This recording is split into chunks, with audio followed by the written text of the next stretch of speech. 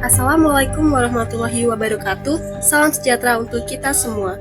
Perkenalkan, nama saya Clara Marcelina. Saya merupakan salah satu mahasiswa psikologi di Universitas Katolik Musi Caritas. Dan di sini saya akan membahas tema tentang Pancasila sebagai dasar etika.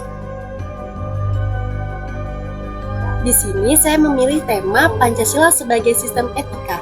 Saya mengangkat tema ini karena di tengah berbagai krisis moral, intoleransi, dan perilaku menyimpang di masyarakat, Pancasila hadir bukan hanya sebagai dasar negara, tetapi juga sebagai sumber nilai moral dan etika yang memandu bagaimana kita bersikap terhadap Tuhan, sesama manusia, bangsa, dan juga negara.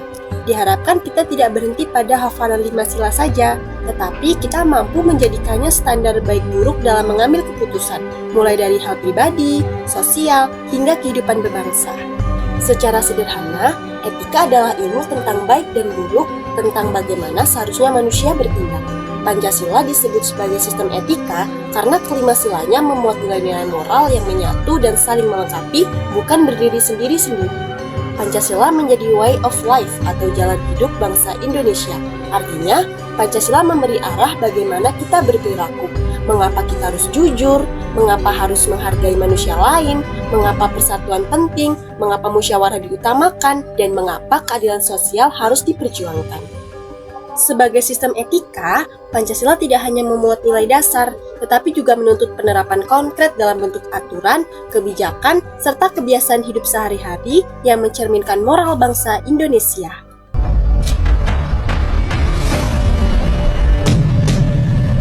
Pertama, sila ketuhanan yang Maha Esa mengandung nilai moral bahwa manusia Indonesia harus beriman kepada Tuhan dan menjadikan ajaran agama sebagai landasan sikap.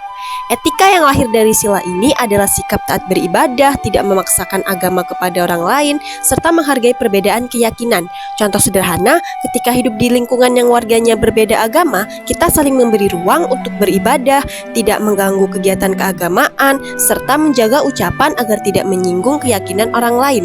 Disinilah Pancasila menuntun kita pada etika toleransi dan penghormatan terhadap martabat manusia.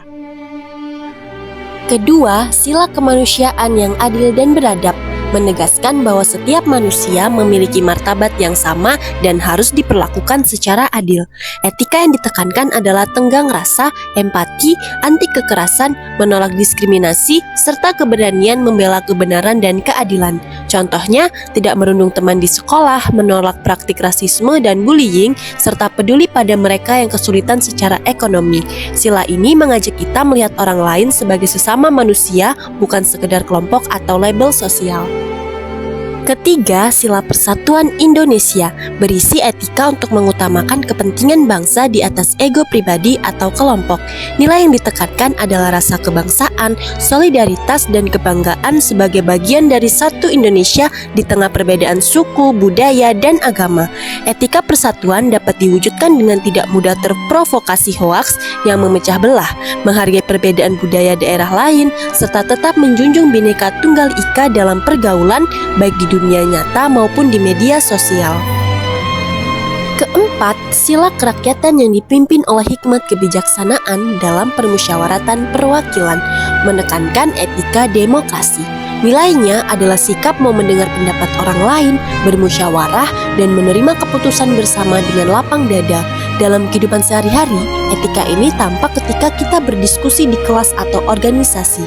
Semua suara diberi kesempatan, keputusan diambil melalui musyawarah, dan perbedaan pandangan dihormati tanpa merendahkan pihak lain. Kelima, sila keadilan sosial bagi seluruh rakyat Indonesia menegaskan etika keadilan dan kesejahteraan bersama.